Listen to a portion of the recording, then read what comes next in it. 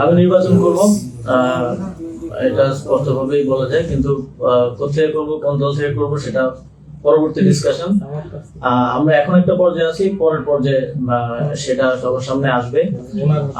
আর অন্য যে বিষয়ে প্রশ্ন করলেন সে বিষয়ে আমার কোনো কিছু বলার ইখতিয়ার নেই, সেটা আমাদের মাননীয় প্রধান উপদেষ্টার কার্যালয় থেকে আপনাদেরকে যথাসময়ে জানিয়ে দেওয়া হবে।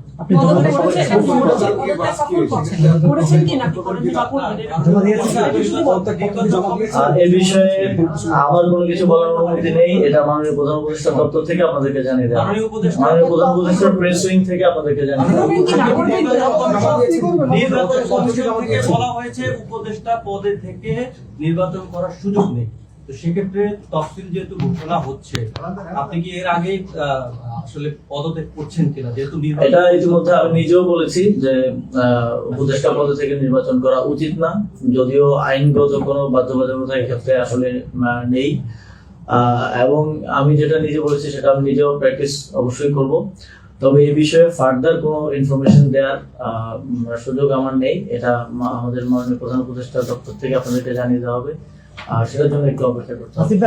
আগে যে কালচারটা ছিল যে সবকিছু ধোঁয়াশা, আপনারা এসেছেন একটা ট্রান্সপারেন্ট ওয়েতে বিদায় নেওয়ার সুযোগ এসেছে। আপনি নিজে পদত্যাগ করবেন কিনা সেটা আপনার তো বড় ব্যক্তি, আমাদের জানার অধিকারও আছে। আমি তো এখনো একটা সিস্টেমের মধ্যে আছি, তো আমাকে সিস্টেম ফলো করতে হয়। আমাকে যদি আমার উপর থেকে কোনো নির্দেশনা আছে সেটাকে আমার মেনে চলতে হয়। তো সেই জায়গা থেকে এই বিষয়ে আমি এখন বলতে পারছি না।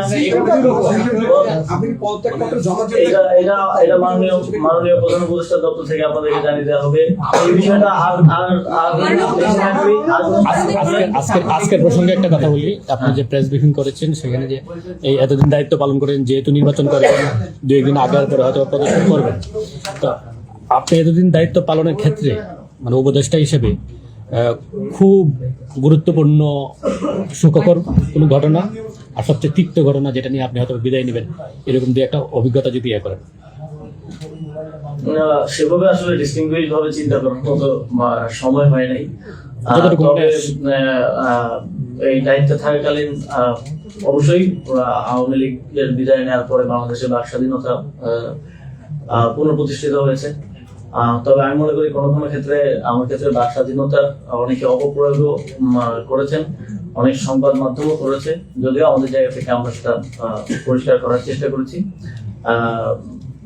বাক স্বাধীনতা থাকবে এবং সেটার যেন প্রকৃত ব্যবহারটাও সবাই নিশ্চিত করে, সদ্ব্যবহারটা নিশ্চিত করে, এটাই আমার প্রত্যাশা থাকবে। এবং এটা আমার দিক থেকেও আমি প্র্যাকটিস করার চেষ্টা করবো এবং আপনাদের দিক থেকে আপনারা করবেন, এটাই প্রত্যাশা থাকবে। মিনিস্ট্রি কেন্দ্রিক অভিজ্ঞতা, যে কয়েকটি মিনিস্ট্রিতে আপনি দায়িত্ব পালন করছেন সেই কেন্দ্রিক অভিজ্ঞতা, যেহেতু আজকে আপনার উন্নয়নের ফিরিস্তি আপনি দিয়েছেন, ভালো মন্দ একটু মিশন যদি বলেন। মিনিস্ট্রি কেন্দ্রিক অনেক ধরনের অভিজ্ঞতাই হয়েছে, অনেক কিছুই হয়তো বলা যায় না। তো আসলে এই ধরনের পর্যায়ে কাজ করতে গেলে নানা ধরনের জটিলতা যেমন আছে। বিগত এই প্রায় 1.5 বছরে আমার মনে হয় যে আমি এর আগে আমার জীবনে প্রায় 25 বছরে যা শিখেছি তা এই 1.5 বছরেই তার থেকে অনেক বেশি শিখতে পেরেছি। এটা আমার জন্য একটা লার্নিং প্রসেস ছিল। তবে আমার দিক থেকে আমার উদ্দেশ্য সবসময় খুব স্পষ্টভাবে এটাই ছিল, যেহেতু অনেক মানুষের জীবন দেওয়ার মধ্য দিয়ে আমরা এই দায়িত্ব পেয়েছি, সেই জায়গা থেকে সর্বোচ্চ স্বচ্ছতা, নিষ্ঠা এবং জবাবদিহিতার সাথে কাজ করা এবং যে দায়িত্বটা পেয়েছি, যে সময়ের জন্য যতটুকু সময়ের জন্য পেয়েছি সেই সময়ের সর্বোচ্চ ব্যবহার করার, সদ্ব্যবহার করার চেষ্টা আমি করেছি। এবং আমার সাথে যারা আমার সহকর্মী ছিলেন তাদেরকেও অনেক সময় অফিস টাইমের বাইরেও অতিরিক্ত কাজ করতে হয়েছে, কারণ আপনারা দেখছেন যে আমরা স্বাভাবিকভাবে অন্যান্য বিভিন্ন মন্ত্রণালয়ের থেকে অনেকাংশে অনেক বেশি উদ্যোগ গ্রহণ এবং বাস্তবায়ন করেছি। ফলে আমি আমার টিমকেও বিশেষভাবে আজকের দিনে ধন্যবাদ জানাতে চাই এবং আপনাদেরকেও ধন্যবাদ জানাতে চাই। আপনারা সবসময় আমাদের কাজগুলোকে জনগণের সামনে উত্থাপন করতে সহযোগিতা করেছেন।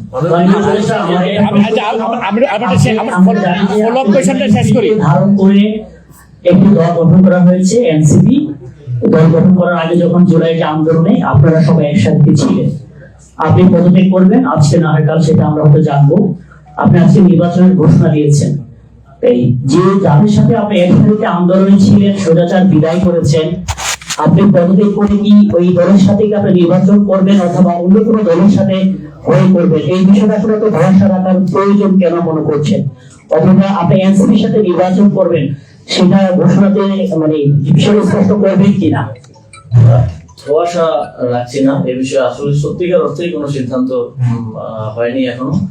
আর এ বিষয়ে যদি চূড়ান্ত সিদ্ধান্ত হয় তাহলে আপনারা সবাই জানতে পারবেন। এবং যে দলের কথা বললেন, অবশ্যই যারা গণঅভ্যুত্থানে আমার সহযোগিতা ছিলেন তারাই সেই দলটা করেছে। তবে আমি আরো অনেক আগেই বলেছি যে এটা ধরে নেওয়া ঠিক হবে না যে আমি সেই দলেই মানে যুক্ত হবো বা অংশগ্রহণ করবো। তবে আশা করি আগামী কয়েকদিনের মধ্যে সবকিছু মাননীয় উপদেষ্টা, আমরা যেটা জেনেছি যে আপনি বিএনপি থেকে নির্বাচন করবেন এবং ধানমন্ডি থেকে, এটার সত্যতা কতটুকু? আমার জানার মধ্যে বিএনপি ধানমন্ডিতে নমিনেশন দিয়েছে। এই ধরনের স্পেকুলেশন, অনেক ধরনের স্পেকুলেশন হয়েছে। আই থিঙ্ক যে আপনাদের জায়গা থেকে বস্তুনিষ্ঠ তথ্যের প্রতি আসলে মনোযোগটা দেওয়া উচিত। মাননীয় উপদেষ্টা, আপনি জবাবদিহিতার কথা বলছিলেন, আপনি আপনার টিমের কথা বলছিলেন, আপনার টিমে নিশ্চয়ই আপনার এপিএসও থাকবে। ওনার বিরুদ্ধে দুর্নীতির একটা অভিযোগ উঠেছিল এবং সেই তদন্ত দুদকে ভাটা পড়েছে, সেই বিষয়টি কিন্তু আপনি নজরে দায়িত্বে থাকা অবস্থায় আনেননি, তাহলে স্বচ্ছতার বিষয়টা আসলে কোথায় আসলো? আমার সোশ্যাল মিডিয়ায় আমি পোস্ট করে জানিয়েছিলাম সে সময় যে দুদককে আমি অনুরোধ করেছিলাম এই বিষয়টি তদন্ত করার জন্য, এবং এটা আপনারাও কভার করেছিলেন। যখন এই বিষয়ে অভিযোগ আসে আমার জায়গা থেকে আমি সর্বোচ্চ আমার এই কনফিডেন্সটা ছিল যে আমি কাউকে এ ধরনের কোনো কিছু করার সুযোগ দেইনি এবং আমার টিমের কেউ এ ধরনের কোনো কিছুর সাথে জড়িত নয়। সে কারণে আমি নিজেই দুদকে যোগাযোগ করে তাদেরকে অনুরোধ করে এই বিষয়ে অধিকতর অনুসন্ধান করার জন্য। দুদক সে বিষয়ে অনুসন্ধান করেছে, এখন পুরোটা বিষয় দুদকের এখতিয়ারাধীন। এই বিষয়ে দুদক আপনাদেরকে জানাতে পারবে যে সর্বশেষ আপডেট কি। আপনি কথা বলেছিলেন যে আরো অনেকেই নির্বাচনে অংশগ্রহণ করবেন, একটু পরিষ্কার যদি করেন, উপদেষ্টাদের মধ্যে এমন কেউ আছেন নাকি সরকারে তারা আছে, তাদেরকে বলতে করছেন না এখন পর্যন্ত? আমি আসলে অন্য কারোর পক্ষ থেকে কিছু বলার মতো অবস্থানে নেই। জাস্ট 2 দিনের মধ্যে সবকিছু পরিষ্কার হয়ে যাবে। মাননীয় উপদেষ্টা, আপনি উন্নয়ন নিয়ে কথা বলেছেন, আমি একটা কথা বলতে, আপনি বরিশাল এলাকায় একটা উন্নয়ন ব্রিজ উদ্বোধনে অনলাইনে যুক্ত করার কথা, ব্রিজটার নাম ছিল আপনি উদ্বোধনের জন্য 36 জুলাই নামকরণ করার একটা প্রস্তাব ছিল। এই উদ্বোধন নিয়ে একটা অপ্রীতিকর ঘটনা ঘটছিল এবং এই জুলাইটার নামটা কেন চেঞ্জ করা হলো এবং অপ্রীতিকর ঘটনার জন্য আপনি কাদেরকে দায়ী করছেন? ওই ব্রিজের আগের যে নামকরণ করা হয়েছিল বা নামকরণের যে ফলকটা ছিল, আই থিঙ্ক যেটা ভিত্তিপ্রস্তর স্থাপনের সময়, সেই ফলকের একটা ছবি আমি পেয়েছি। সেই ছবিতে আমি দেখলাম যে নিয়ম বহির্ভূত ভাবে সরকারের একজন তখন সম্ভবত রানিং কর্মকর্তা ছিল, তিনি সেটা তার চাকরি বিধি অনুযায়ী পারেন না তার নিজের নামে কোনো সরকারি স্থাপনা উদ্বোধন করতে। তিনি নিজের নামে সেটা উদ্বোধন করেছিলেন এবং তিনি সেই ব্রিজের নামকরণও তিনি নিজে করেছিলেন এবং নাম ফলকে লেখা ছিল যে তার উদ্যোগে ব্রিজটা হয়েছে এবং সরকারি কর্মকর্তা। এটা খুবই হাস্যকর বিষয়, আপনারা যারা সচিবালয় ব্রিজ কভার করেন, এটা হওয়ার কথা না।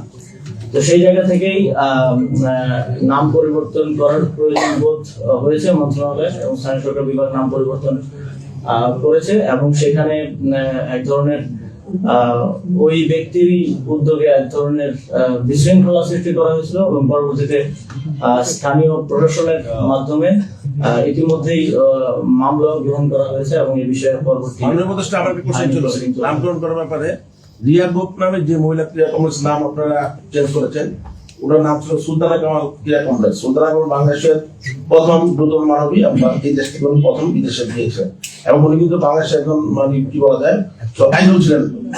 বিয়ে হয়েছে অনেক পরে 75 এসে বিয়ে হয়েছে, কিন্তু 71 আগে থেকে কিন্তু ঢাকা অনেক বড় দিয়েছিলেন। তার নামটা কিভাবে কেন পরিবর্তন করার মানে কি যৌক্তিকতা ছিল? আমরা আমাদের গণঅভ্যুত্থানের শহীদ, আপনারা জানেন যে রিয়া গোপ, তিনি সনাতন ধর্মী এবং একটা ছোট বাচ্চা নারায়ণগঞ্জে শহীদ হয়েছেন। তাকে স্মরণীয় করে রাখার জন্য ওই ক্রীড়া স্থাপনার নামকরণ করেছি।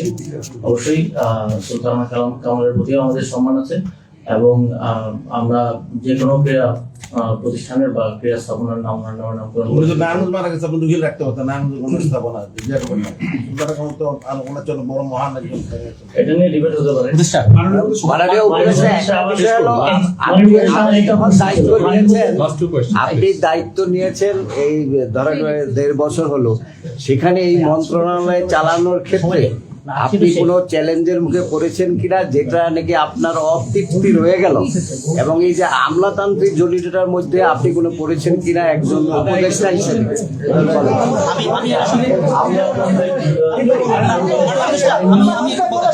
শেষ করুন।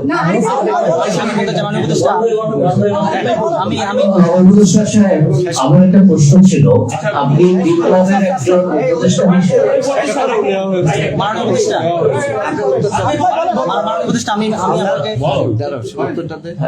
আমলাতান্ত্রিক জটিলতা তো সবসময়ই থাকে, আপনারা জানেন।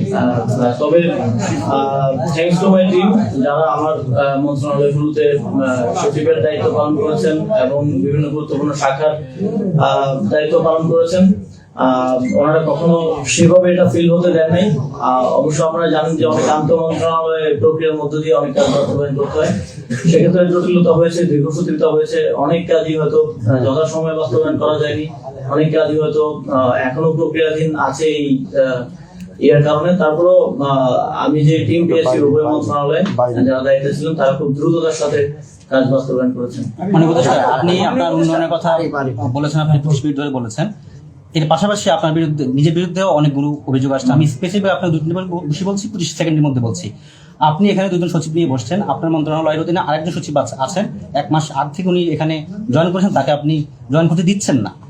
বিভিন্ন ডিপার্টমেন্টের সংস্থাগুলোতে, শীর্ষ পদগুলোতে আমি আপনাকে বলছি অভিযোগ আকারে, শীর্ষ পদগুলোতে আপনি আপনার পছন্দ না হলে আপনি সেখানে কাউকে নিয়োগ দিচ্ছেন না, পদায়ন করছেন না। বিভিন্ন সময় আপনার নিজের এলাকা মুরাদনগরের জন্য আপনি অনেকগুলো প্রজেক্ট নিয়েছেন, যেহেতু আপনি একজন উপদেষ্টা হিসেবে আপনি শপথ নিয়েছেন কোনো রাগ বিরাগ অনুভূতি না হয়ে আপনি সবার জন্য কাজ করবেন। এই যে এই পক্ষপাত দুষ্ট, এই আপনার বিরুদ্ধে অভিযোগ, সবকিছু মিলে যদি আপনার কাছে একটু বলেন।